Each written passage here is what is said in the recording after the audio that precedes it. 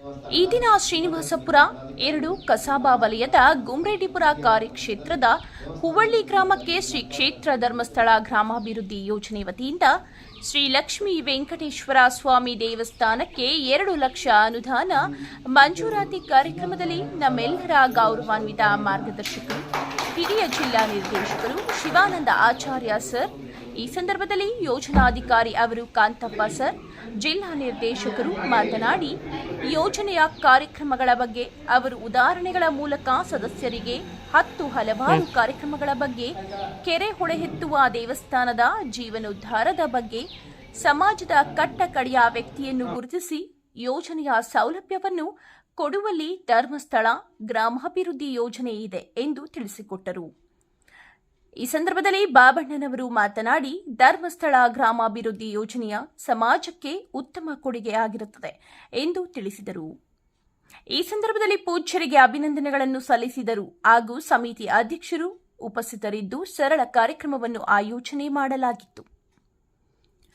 FS Usharani, SP Lavanya, taluk ಕೃಷಿಕ ಸಮಾಜದ ಅಧ್ಯಕ್ಷರಾದ ಸುರೇಶ್ ಬಾಬು ಕರಿಯಪ್ಪ, ಹಿರಿಯರಾದಂತಹ ವೆಂಕಟೇಶ್ ಗೌಡ, ಮುಂಚಾಮಪ್ಪ, ಶ್ರೀನಿವಾಸ್ ಗೌಡ, ಪ್ರಭಾಕರ್, ನಾರಾಯಣಸ್ವಾಮಿ, ದೇವರಾಜ್, ನಾಗೇಶ್, ಜಯರಾಮೇಗೌಡ, ಮಂಜುನಾಥ್, ಸೋಮಶೇಖರ್, ಚಂದ್ರಶೇಖರ್, ಬಾಬು, ಚಂದ್ರೇಗೌಡ, ಗೋವಿಂದಗೌಡ, ಭದ್ರೇಶ್ ಹಾಗೂ ಊರಿನ ಎಲ್ಲ ಗ್ರಾಮಸ್ಥರು ಮತ್ತು ಸಂಘದ ಮಹಿಳಾ ಸದಸ್ಯರು ಹಾಜರಿದ್ದು ಕಾರ್ಯಕ್ರಮವನ್ನು ಯಶಸ್ವಿಗೊಳಿಸಿದರು.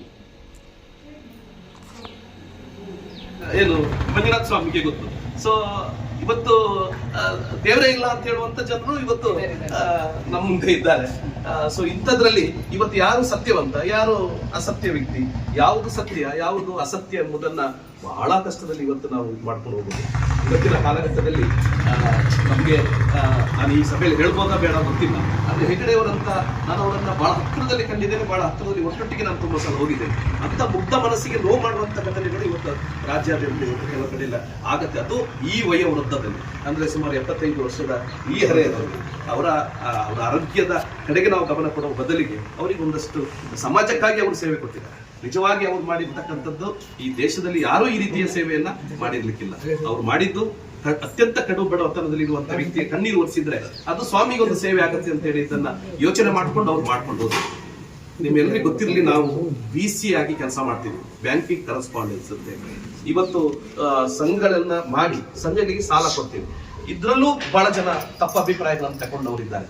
ಯಾಕಂತ ಹೇಳಿದ್ರೆ ಹೆಗ್ಡೆಯವರು ಫೈನಾನ್ಸ್ ಮಾಡ್ತಾ ಇದ್ದಾರೆ, ಹೆಗ್ಡೆಯವರು ದುಡ್ಡು ಕೊಟ್ಟು ಬಡ್ಡಿ ವ್ಯವಹಾರಗಳನ್ನ ಮಾಡ್ತಾ ಇದ್ದಾರೆ. ತಲಾಂತರಗಳಿಂದ ಅವ್ರು 21ನೇ ಧರ್ಮಾಧಿಕಾರಿ.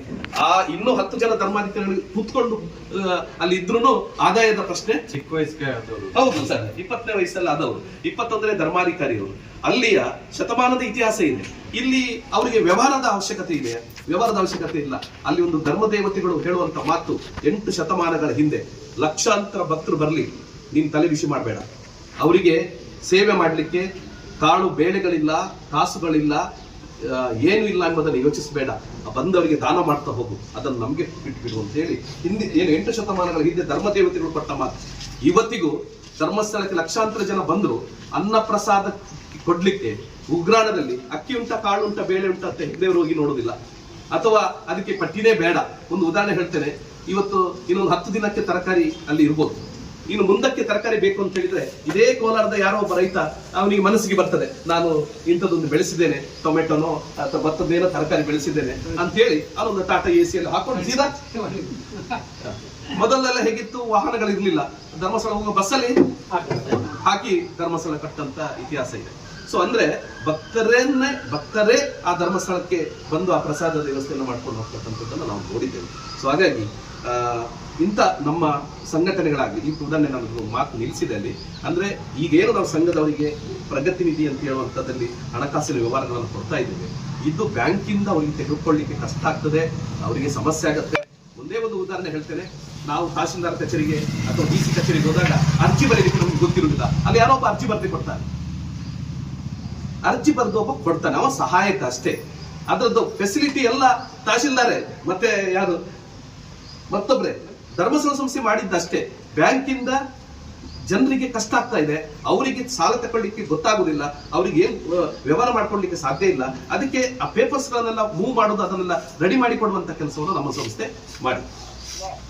ಇನ್ನು ಒಂದು ಹೆಚ್ಚುವರಿ ಏನಾಯ್ತು ಅಂದ್ರೆ ಹೆಗ್ಡೆ ಅವರು ಸ್ವತಃ ಸ್ಯೂರಿಟಿ ನಿಂತು, ಇಲ್ಲ ಕೊಡಿ ಅವರಿಗೆ, ನಾನಿದ್ದೇನೆ, ಪಾಪದವರು, ಕಷ್ಟದವರು, ಅವರಿಗೆ ಪರಿಹಾರಕ್ಕೆ ಏನಾದ್ರು ಒಳ್ಳೇದಾಗ್ಲಿ ಅಂತ ಹೇಳೋದನ್ನ ಅವ್ರು ನಿಂತು. ಆದ್ರೆ ಜನ ಕೆಲವರು ಅದನ್ನ ತಪ್ಪು ತಿಳ್ಕೊಂಡು, ನಮ್ಮ ಹೂಹಳ್ಳಿಯಲ್ಲೂ ಸ್ವಲ್ಪ ಜನ ಇದ್ದಾರೆ, ನೀವೆಲ್ಲರೂ ಒಳ್ಳೆಯವರು, ಸ್ವಲ್ಪ ಈ ಬಗ್ಗೆ ಒಂಚೂರು ಅವರಿಗೆ ಏನು ಈ ಊರಲ್ಲಿ ಯಾರೆಲ್ಲ ಸ್ವಲ್ಪ ವ್ಯವಹಾರ ರೀತಿಯಲ್ಲಿ ಅಥವಾ ಇದನ್ನ ಬೇರೆ ದೃಷ್ಟಿಯಲ್ಲಿ ಸಂಘಟನೆ ನೋಡ್ಕೊಂಡು ಹೋಗ್ತಿದ್ದಾರೆ.